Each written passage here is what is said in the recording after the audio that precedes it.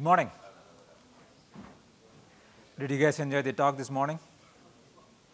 So a lot of what we are going to talk today is going to build on top of what you have already seen in the keynotes, from what you have seen from the keynote speaker today. So my name is Andy. He's my colleague, Narendra. We work for American. So today we are going to talk about our foray into in-memory computing, right? Some of the technologies that we have used, some of the evaluation criteria, how we have our evaluation criterion moving through different technologies that we have used, some of the pain points that we, challenges and pain points that we experienced as we move through the technologies and other things out there. And finally, we're going to talk about some of the architectural patterns and topologies that we have chosen to implement and how those things are helping us meet some of the SLAs that we have defined for our organization. With that said, I'll quickly go into who we are. We are an airline. We are an airline that operates out of 12 different hubs throughout the United States, and we serve about 350 different destinations. Our primary job is to basically deliver customer experience and bring customers to their final destinations out there.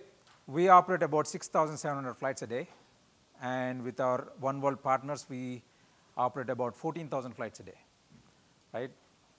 And we have about 500,000 customers that we basically serve every day and move them to different destinations out there. Why is it important? Why is those stats important? It is important because of multiple different reasons. One, size does matter, right? We are the largest airline, and not that we have, from a computational transactional needs, there are other systems that NYSE does a lot more transactions than we do, but the size does matter because of the amount of data that we get from different sources and the business decisions that we needed to make on top of this data in real time. And it's also about the complexity of having multiple operations throughout the world. In addition, right, you also need to basically put these things in perspective about what you need to derive from that data to make real-time decisions. Some of our use cases are, for example, our operations agents basically talk about, I see who are my misconnecting customers today. I'm running an airline that is delayed, right? We have weather in Dallas-Fort Worth, we have weather in Chicago. How many people are going to misconnect? So the data comes from discrete systems, right? The data, there are data that is basically put into our flight operating system that is completely discrete from our reservation system. And there is loyalty systems that are completely discrete. The expectation is that we bring all these systems together to be able to provide a single version of truth to our customer. And people that we serve, that is the frontline agents, to empower them to be able to better serve our customers, right? So when the operations agent says, who is the person that is, who are our customers that are going to misconnect, right? We need to be able to bring that data in real time together to serve them the correct information at the right time. Similarly, we have 1,200 aircrafts, and we operate 6,700 flights a day with those 1,200 aircrafts. To be able to know that an aircraft from San Francisco is delayed today, what are the ripple effects of it throughout the day? We also want to know, some of our customers are asking us, how do I know what is the total impact for the day? What do I as an agent need to do to make things right and bring things online quickly, right? So we need to be able to distill that information very quickly to people and say, like, here is what has happened, here is how much slack you have, here are the steps that you can take on top of this data, and the steps that you can take to mitigate and help out the airline to be able to be on time. So those are our use cases. So I talked to you about our journey. My personal journey into in-memory computing started in 2009 with Oracle times 10, right? We started on those things to be able to handle some of these problems. Traditionally, we are a very heavy database shop. We have every kind of database that you can possibly think about in our portfolio that we used at some point of time, and I have used multiples of those things in different projects. So we started on 2009. Then we took a pause at it because we said like it's not ready there are two aspects. One, the business was not ready to be able to go into the in-memory computing kind of these things. Consistency and asset properties were too key for them. And then we looked at our whole business processes, right? What do we need to do and how do we need to do? Those things were not ready. We picked up back again in 2013, right? And that was due to the advent of all these new compute technologies being there, and also our foray into our desire to move into cloud and everything else out there. So those are the main drivers for us. So we started with key value pair. We started with cache, InfiniSpan. We started with InfiniSpan version 5. Now we still use InfiniSpan for some of those applications. Then we said like more and more the technologies have changed, and we are basically starting to use domain-driven data modeling, domain-driven development kind of these things. How do we structure our data into different domains? So we said like, okay, let's try with gigaspaces then. So we implemented gigaspaces in our portfolios. Each one of these things has some pain points. I'll let Narendra walk you through those things. So then we got enamored with Neo4j, with the graph database and other things, and the promise of it and other things out there. Then we said like even graph databases were good for establishing relationships and traversing through the data fast enough, but it was still not, some of the computational needs that we needed to have was not being satisfied. Then we tried our hand with columnar databases like Cassandra. While it served the purpose and other things out there, our main thing was asset properties, and consistency was one of the key things that our business units were not ready to let go. And our use cases were also a little different. So then we are back to relational model, in-memory relational model kind of these things. So it's a full circle back to us in these things. So it's bittersweet. We had a lot of learnings and why we want to do. The primary reason why I would say is we are back to the relational model is because no matter what we did, how the technologies have evolved, our business are expecting us to basically collate the data and present them in a fashion that they can easily digest. That part of that is not changing. And in operational systems, on a day-to-day basis, that's what they are looking for, forward to us. They want single version of truth, and that single version of truth in 2009 and everything else could be as lagged as 5 minutes, 10 minutes, and other things out there. But now they are expecting us to be having those things at their fingertips within 5 seconds. So those were the primary drivers for us. That is part of our journey, right? As we talked about, as we went through these different technologies, here are some of the evaluation criteria that we have used. Some changed, some didn't, right? But primarily, they all remain the same. Our primary driver was that our systems have to support asset properties all the time. We have a high transaction. When you talk about these things, some of you might say 12K transactions a minute is not that much in a database, and other things out there, 12K is not that much. But when you have discrete data coming from different systems and making updates, inserts, and deletes at the same time, right? We have several crew members that are connecting from different destinations, and crew assignments are changing. At the same time, flight data is changing. Reservations are changing. Customers are changing their itineraries. These things are coming at a fast pace, right? The updates are happening. So in a domain-driven model, we have a lot of lot of updates that are trying to be made, which are challenged by ourselves. So when we looked at trends that are going forward, we want to be able to have multi-data center support.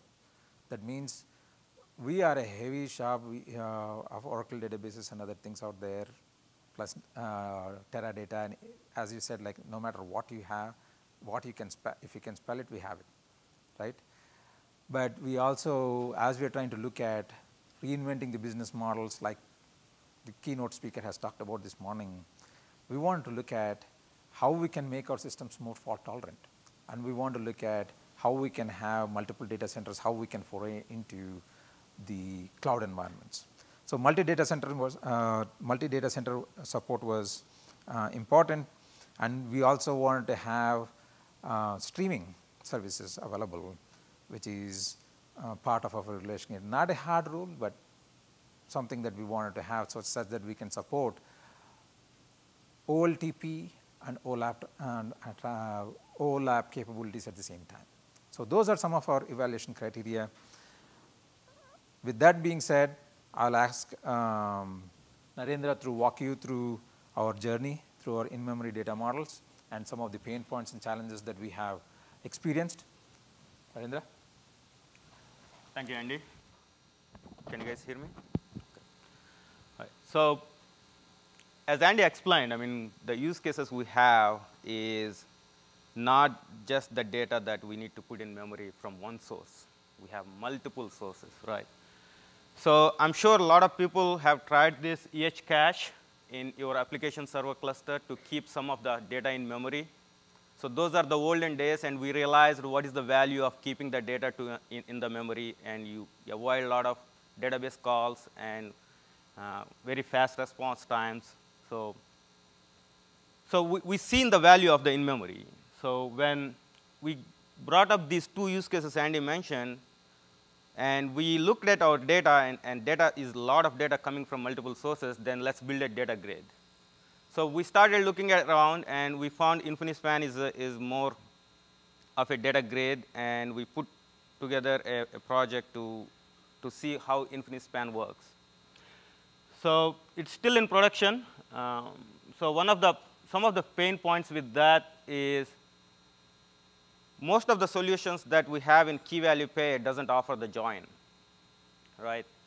So we have the data coming from reservation systems. We have data coming from the flight operating systems. We have multiple other internal applications that data is coming from. And we also have a data coming from the third-party vendors. We have a lot of third-party vendors supporting the airline operations at the airports. So every event that is happening at the airport, they do send a feed. All the events are collected. And for every source, we started creating one single key value pair. Okay, this data source is going to be in this cache store. But at the end, we have to join the data between the flight, reservation, some crew, something. So we ended up having around 15 to 20 sources of the data collecting into this grid, and 15 to 20 caches. So what we ended up writing is we're writing a lot of Java code to stitch this data together so that the business can make decisions, right? So that Java code is a lot of pain to maintain and write. And also, every time we write a code, we have to make sure that it is optimized and it is written correctly. And that's where we saw the problem. So we realized, I mean, relationships are very important.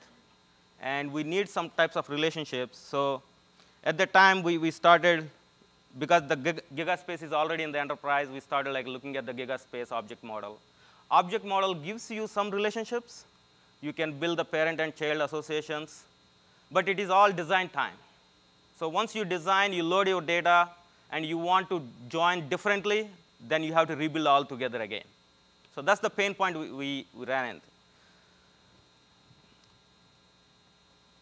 And that increases your deployment life cycles as well. So because the relationships are very important, we thought graph maybe help us. Because graph, you can build the relationships dynamically. I mean, you want to build all of a sudden today, hey, I want to connect this node to this node, and I can start building that without touching any data or disrupting the existing setup, I can start adding more relationships. So we were able to traverse the data very fast.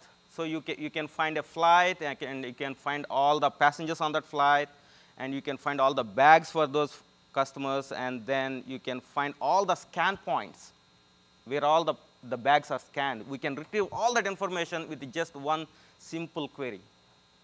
But when it touches the computations, that's where it hit us. Because we have a lot of computations in our system, we do require a lot of aggregations. So particularly in the turn management, it's a time series. Every minute the time lapses, we do want to know what all the tasks that needs to be completed on that aircraft, are they completed or not. So there will be continuous running processes running. So every time that process runs, it does a lot of time calculations and aggregations.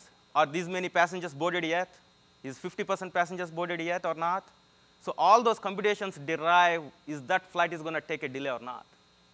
So for that, I mean, we need a computations. That's where we saw the Neo4j has some pain points. So as Andy mentioned, I mean, we like to try the columnar database. So we picked Cassandra. And though it is also pretty much a key value type of thing, we achieve a lot of speed in the writes.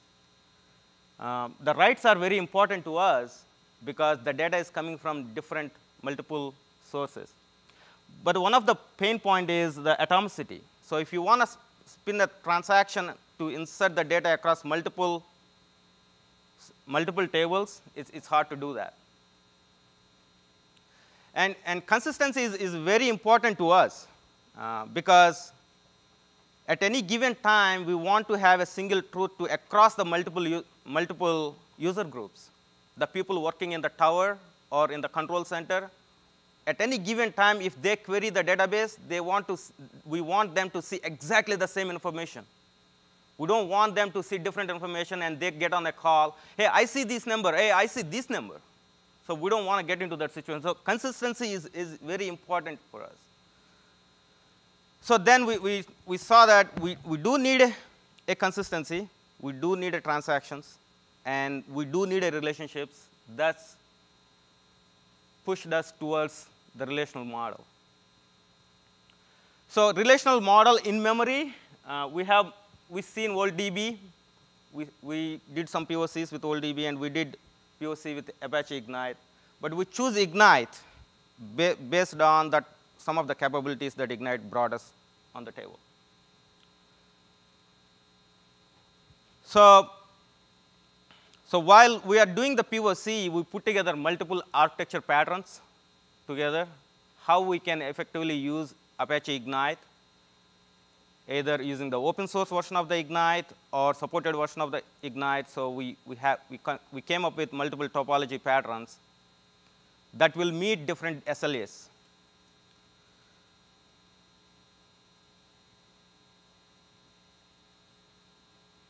So what we did is we built an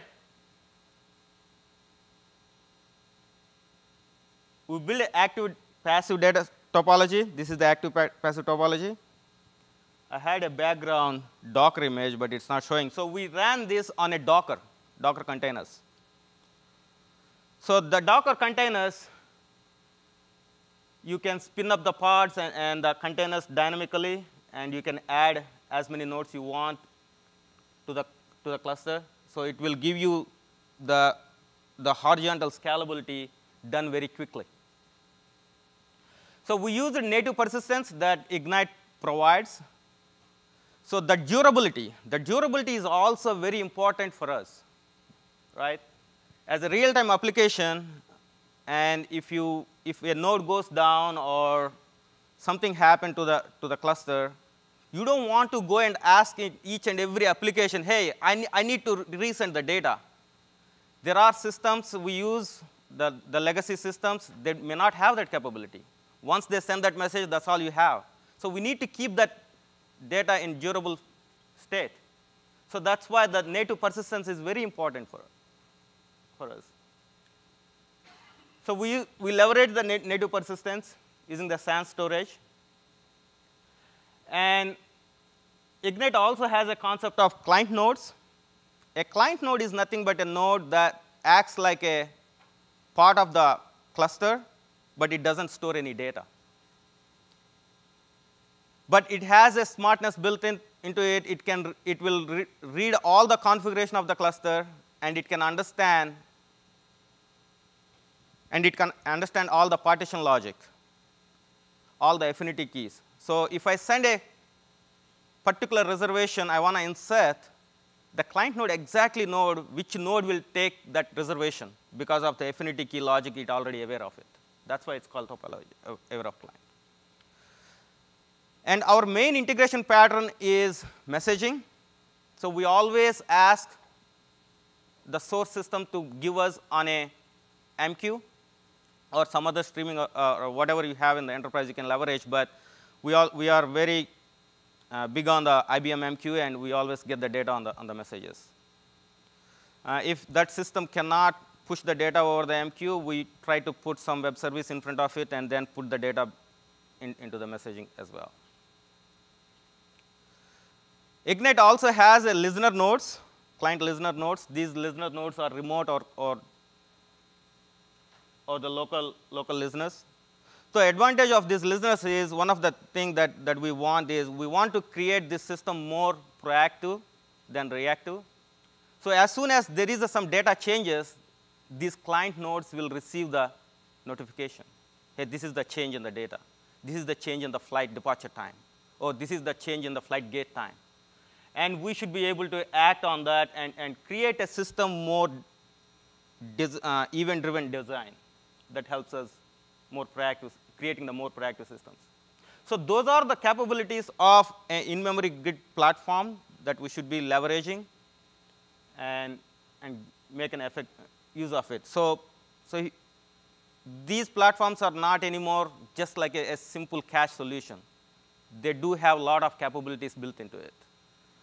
As in the keynote presenter, the Gartner is expecting a lot of features are colliding and creating as a one single platform to have all these capabilities. We should, when you evaluate your product, I mean, you should see that, see all those features into it. So one of the another requirement that came up is a DR, right? So with the DR, we need to have if something goes in a data center A, we need to fall back to a data center B. Ignite open source doesn't provide you the enterprise capability of replicating within the data center. So what we leveraged is we leveraged the SAN replication. The SAN can do a data WAN replication and have the data move to the another data center and have this your second data center point to that SAN storage. So you can build the whole infrastructure in the data center B as well. Use your global traffic manager to route the traffic. Because it is active-passive solution, you can't have the traffic going into the both data centers at any given time. So do some health checks on your GTMs, global traffic managers, and route the traffic accordingly. So as I said, I mean, we ran this on a Kubernetes, right? So Kubernetes has we used the Kubernetes IP Finder, and we also used the persistent volumes and persistent volume claims.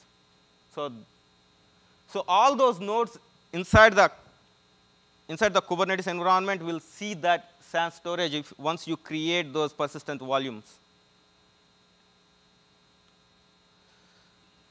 So and Kubernetes also, because it is a container-based solution, so it will also help you to automate some of the tasks that you need to fall back into if you need to execute the disaster recovery tasks.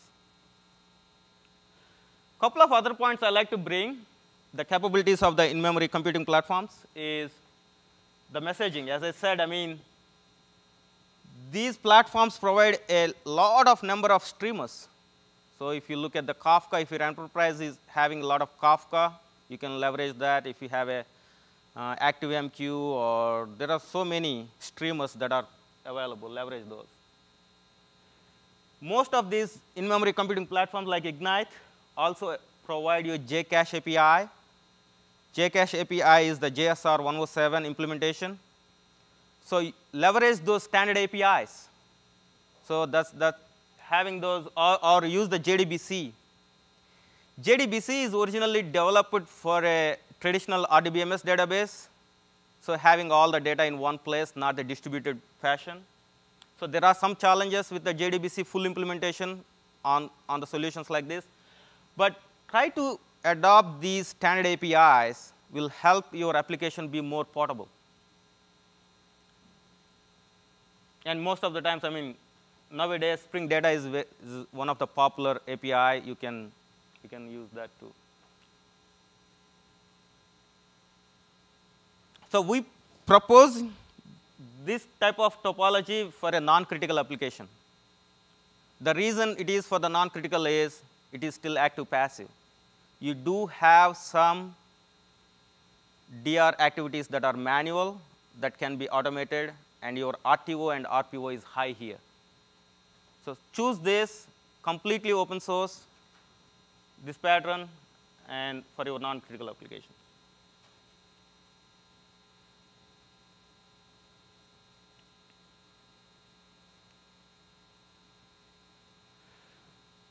So another thing that we tried is Ignite provides not only native persistence to a disk, it also provide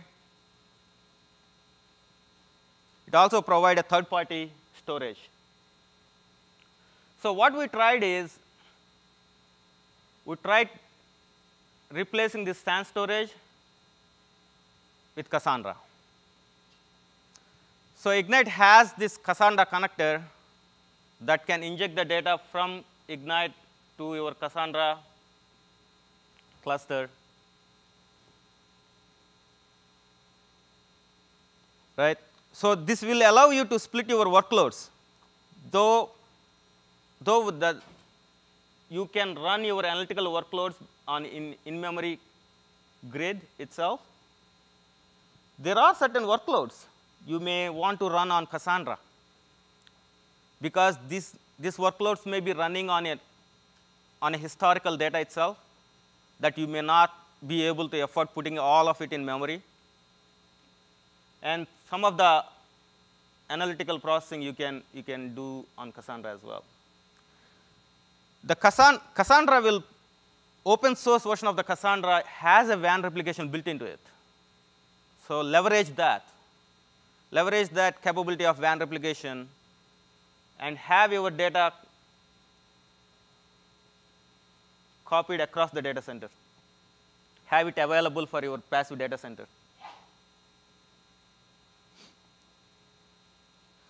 So a couple of things that we have to be mindful on this approach is, you have to watch for the inconsistencies. Because Cassandra doesn't have a concept of transaction manager, so it doesn't provide you any transaction manager. So Ignite cannot extend its transaction boundary all the way to the Cassandra. If there is a problem in Cassandra, the transaction will still go through.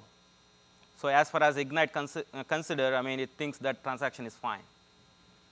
But you may have some failure transactions in Cassandra. But still, I mean, Cassandra is the main goal here is to keep the Cassandra as a historical data store. So have some nightly jobs running that will sync up the data as well. And when you need to bring up your passive data center in case of disaster recovery, you have to write the custom loaders to load the data into Ignite as well. So it will take some bootstrap time. So consider all those latencies into your RTA and RPO requirements. So these are some of the advantages of using Cassandra and Ignite together. So in putting the Ignite in front of the Cassandra will give you the ACID properties. So for your system as a whole, you are still achieving asset compliance. You are achieving a high consistency for the users, but you are still leveraging your Cassandra historical data maintenance. One particular thing I like this integration is when you connect this Ignite and Cassandra, you don't have to write an ETL job. It already has the built-in connector. And it maps one-to-one table. So one table in Cassandra, in Ignite has a one table in Cassandra, and it is all automated.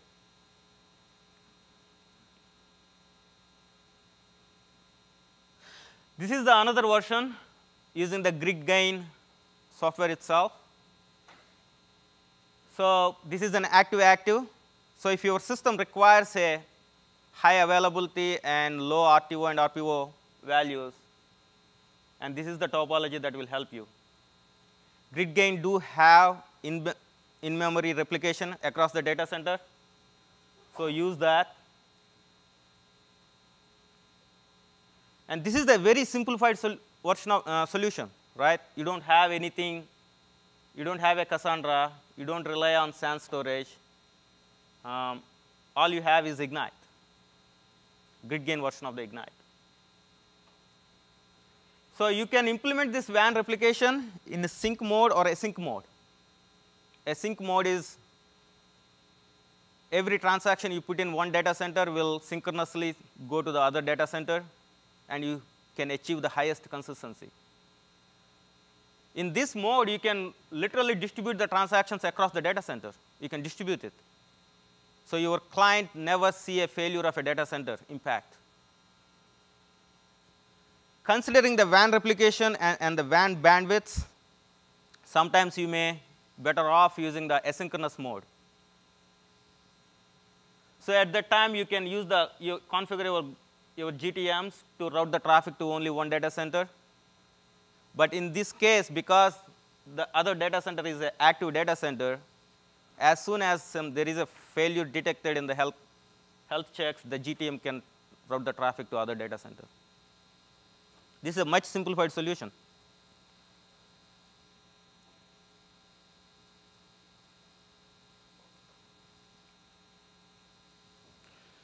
So be mindful. These technologies are evolving, right? So I just explained you guys a lot of different data models, right?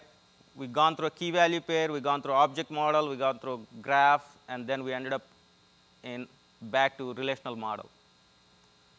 The reason we ended up in the relational model may not be the same reasons you guys need to fall into the relational model.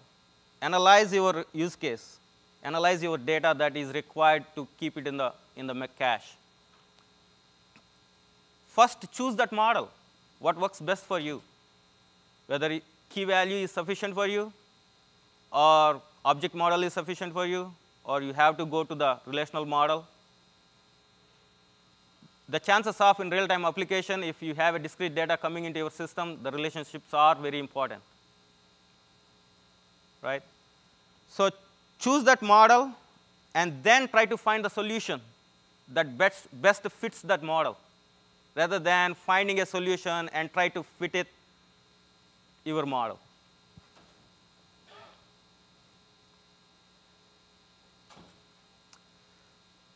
As I said, try to use standard APIs,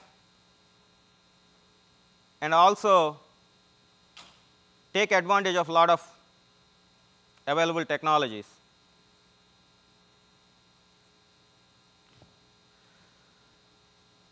And there is a lot of lack of standards, right?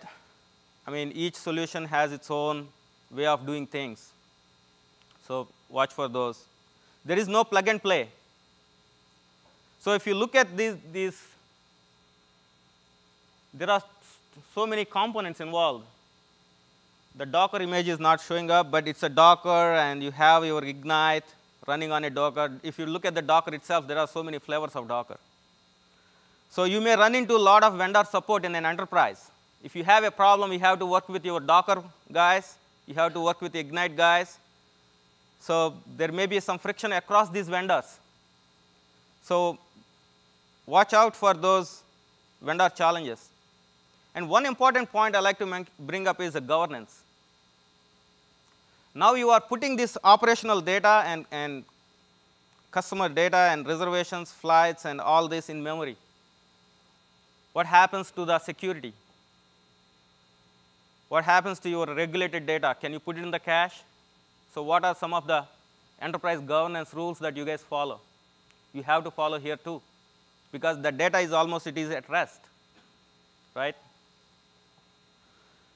So encrypt any, I'm not sure, I mean, you may put any PCI data, but I mean, I'm sure you will put up some level of PI data you will end up. So follow any anonymization and pseudonymization of the PI data as per your GDPR regulations. Have some dedicated governance in place, putting all this data in memory. So those are some of the learnings that we had, some of the challenges we like to bring in.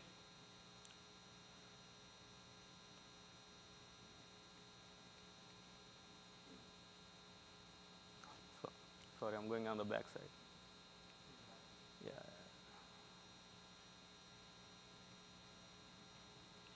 So Andy is going to conclude with a couple of other slides. I think I'm a little bit careful about the next slide that I'm going to put up there. I know I'm going to get, there are at least 150 of you in this room. I think like there will be at least 300 different opinions on that thing. So why go through all this hassle of creating these things? Why just not stick with RDBMS? What is the primary driver? Why can't I stick with RDBMS? I think you can do with RDBMS, right? There is no question about that thing. RDBMS has been tried method for ages, and as the compute power is increasing, you can do a lot of these things with RDBMS. I won't go through each one of those bullet points because there will be at least 200 different opinions about each one of those bullet points that I've put it out there. But I would say this thing. My primary reason for not using RDBMS for the kind of use cases that we are having is about cloud scaling, making the applications ready to move to cloud, and how we are going to be able to move this application to multiple different cloud vendors, right? Whether it be Azure, AWS, or IBM Bluemix, or whatever it is out there. I think cloud scaling is the primary reason for me to go through these things. The second thing that I struggle with is I've been taught to basically go do domain-driven designs, right? And we have practiced it for as long as we've been using OO models for a while. We used to complain all the time. Why wouldn't relation database give me data in terms of objects that I'm trying to use, rather than why do I want to stitch this data together? RDBMS breaks that paradigm of domain-driven design, kind of these things in my view, and I'm sure like there will be a lot of opinions on this one too, right? So from our use cases that we have encountered, I think these are my two primary reasons why we want to move away and be cloud ready and be able to have systems move on. We can talk about a lot of advantages. I think we'll take any questions that you might have. I'll leave you with that final thought, and we'll take any questions that you might have from this point on. Yes, ma'am.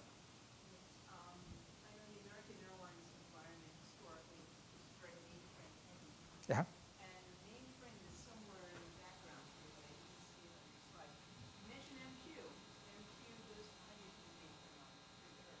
Show me how the mainframe stuff relates to this short. Okay. You want to take that thing? So most of our mainframe stuff, like as we talked about, one of the things that we have not shown here, I wish I had a pointer. So we aggregate the data. I don't even have this thing. We aggregate our data, most of these things in the application itself, right? We have several connectors that would basically send the data. As we talked about discrete data that is coming through, that is where that integration, the mainframe data is coming into our application layer, and we're stitching it. Yes, in memory, this thing. That is where we are trying to integrate those data.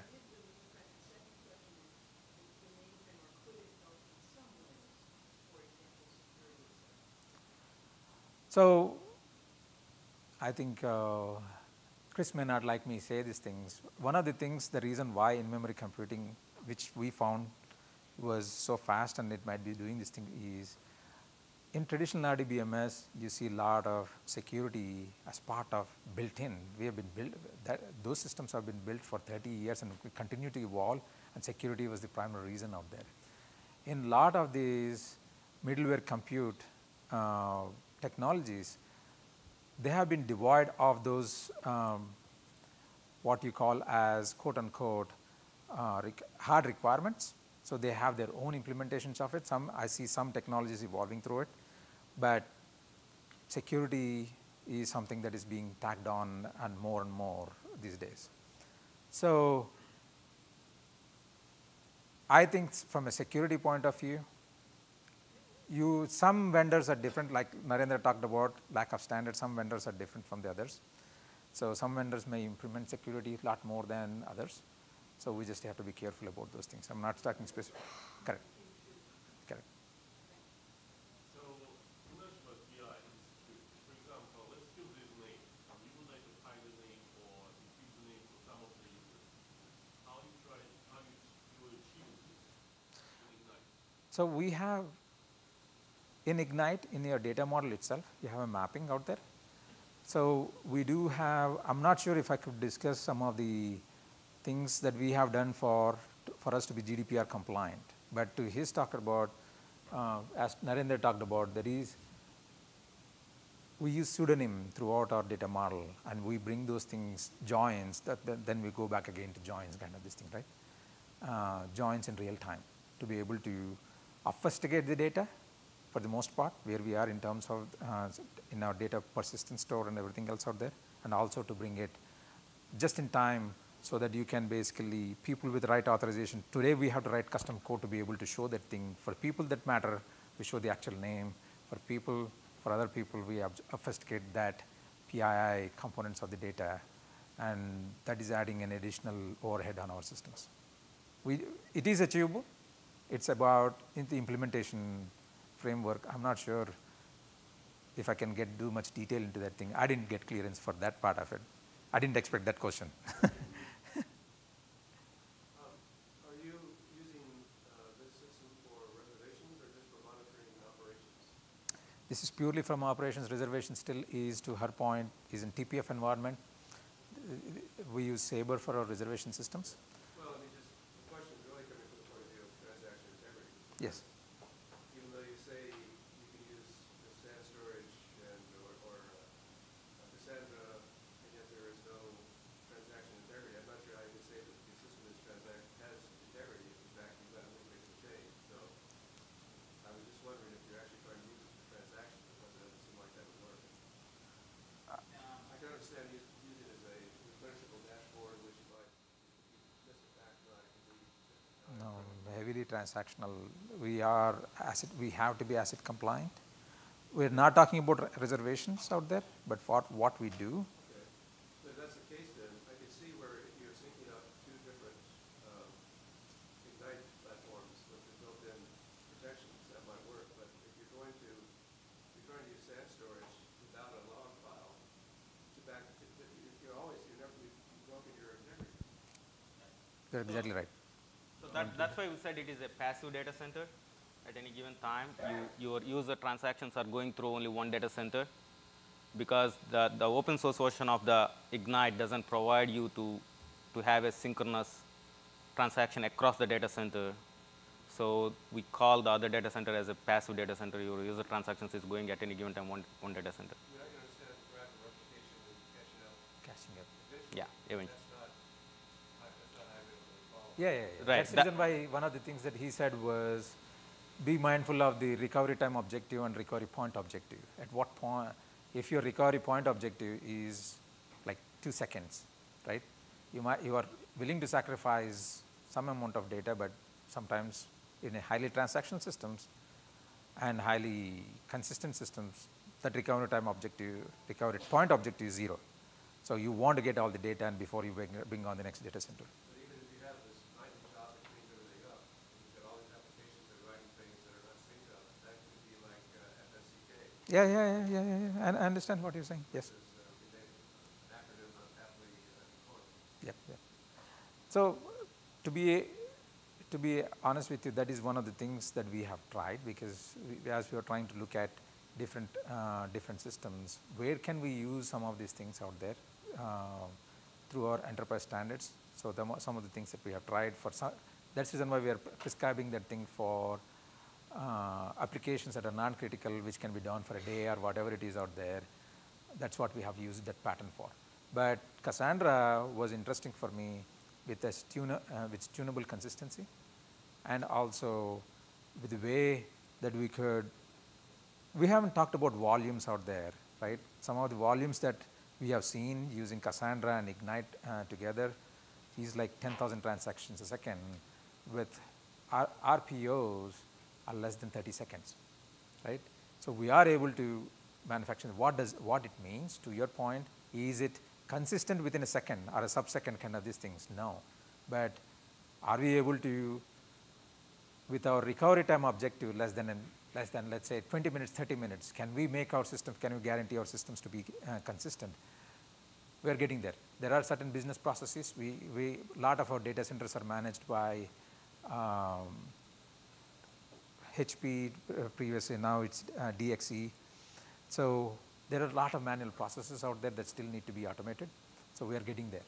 So we have used those things to be able to get to that consistency and have reduced that RTO and RPO, recovery time objective and recovery point objective, to be able to fully get it. So that is an actual pattern that we used. And to Narendra's point, right, in an operational data store, we wanted to be simplicity. So that is the reason why for active configuration for a highly vital and critical applications, we are just going with one type of technology, so that we have single throat to choke.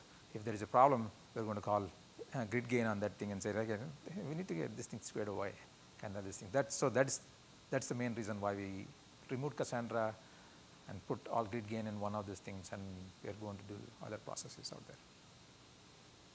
Yes, sir. I can't hear you, man. Yeah? You want to take it? This goes back to your client nodes and other things out there. Sorry, can you read? So when a node is going away from the cluster, how? Client nodes take care of the data center. You do have your own separate, that's where the integration pattern comes in. So you can use your load balancers pointing to whatever the data center you want to start consuming it. But you do have to have your client nodes close to your actual grid, because actually these client nodes also needs to be running in the Docker environment itself. Otherwise, they can't do the lookups. So you do end up having two different client nodes for each data center, but your integration pattern is on the messaging layer. That's how you, when this data center goes down, so those client nodes also goes down.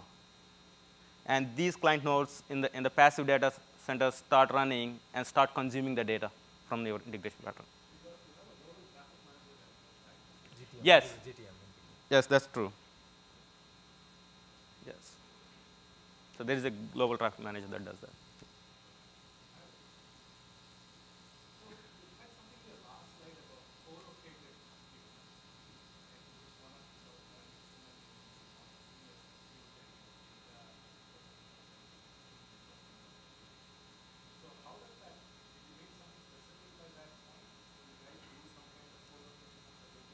Right.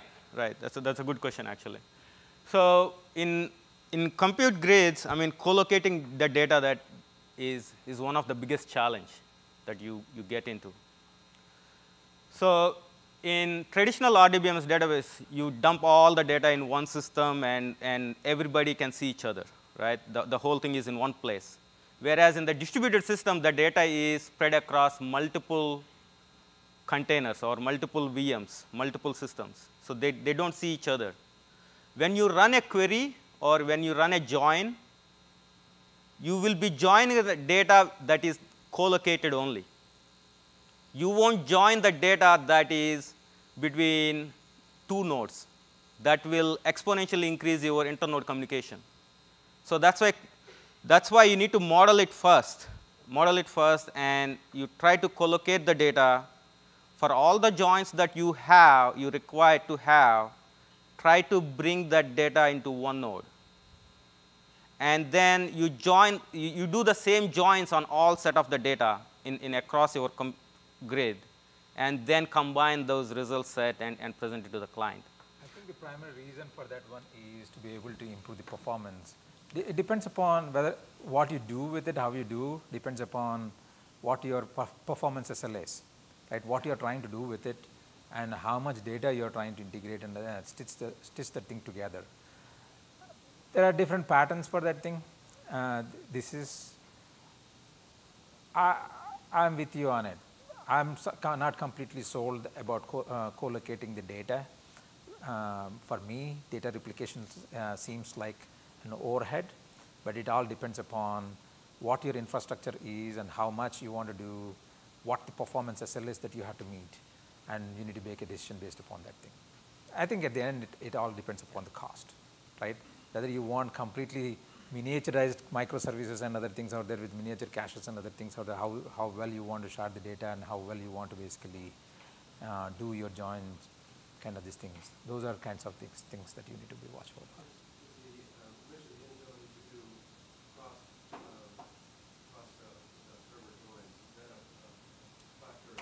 Performance. I will not inability. I think you can still do it. It's about the performance hit that you are willing to take. So with in-memory computing, some of the SLAs that we talked about is sub-second response times. That is consistent and that is correct, right? When you talk about those things, a full data set too, not just for top 10 or whatever it is out there. So when you have those kinds of constraints, you just need to be watchful about whether you do have complete set or not, and how long does it take, how does your application react to it, and other things out there. You can do it. Well, one thing is this, but Yes. Yeah. if you want to do cross join, you have to reserve that when you do that. Yes. Right. That's where the laws of physics comes in, right? So if you have to join the data in traditional rack or in Oracle systems, I mean, the data will be moved into one node and then it will run all that, and it does manage a lot of movement of the data. But I mean, in the distributed systems, if you start moving the data around between the nodes, it will take your network huge impact. Yes, there are different algorithms that they have. You can do to some extent, but all right. Okay. Thank you very much for joining us.